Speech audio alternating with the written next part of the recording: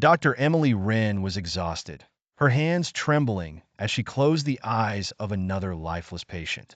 The town of Blackwood had been struck by an inexplicable illness, a slow killer with no cure and no mercy. The town's only doctor, Emily kept a brave face, even as she watched her own mother weaken day by day. Late one stormy night, Emily noticed a flickering light in the woods beyond the cemetery. Curiosity and desperation drove her to investigate. What she found in the damp, torch-lit cave chilled her to her core, an underground community led by a former surgeon, Dr. Victor Harland. They had discovered that harvesting organs from the recently deceased, mixing them into a serum, could stave off the illness for those still living. Emily could barely fathom the horror of it. Bodies lay on slabstone tables, organs meticulously removed.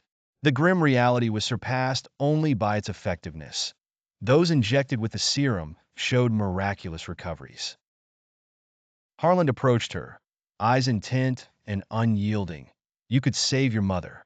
Dr. Wren recoiled, torn between revulsion and the spark of hope that ignited in her heart.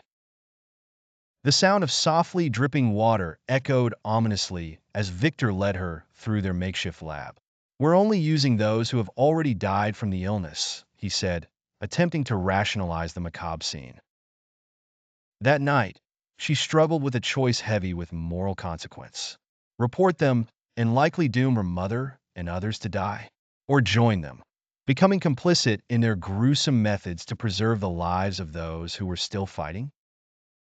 The days turned gray as Emily spent more time with the underground group, seeing firsthand the salvation they offered.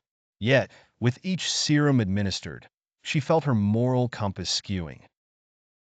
She had sworn the Hippocratic oath to do no harm. But what if inaction was the greater sin? Finally, her mother's condition deteriorated sharply. Time was running out.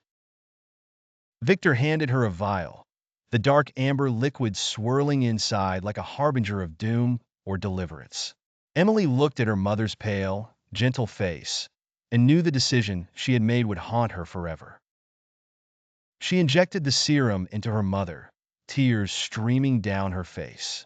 As the color returned to her mother's cheeks, Emily felt a heavy, cold hand settle over her heart. The price of survival, she now understood, came with an everlasting shadow.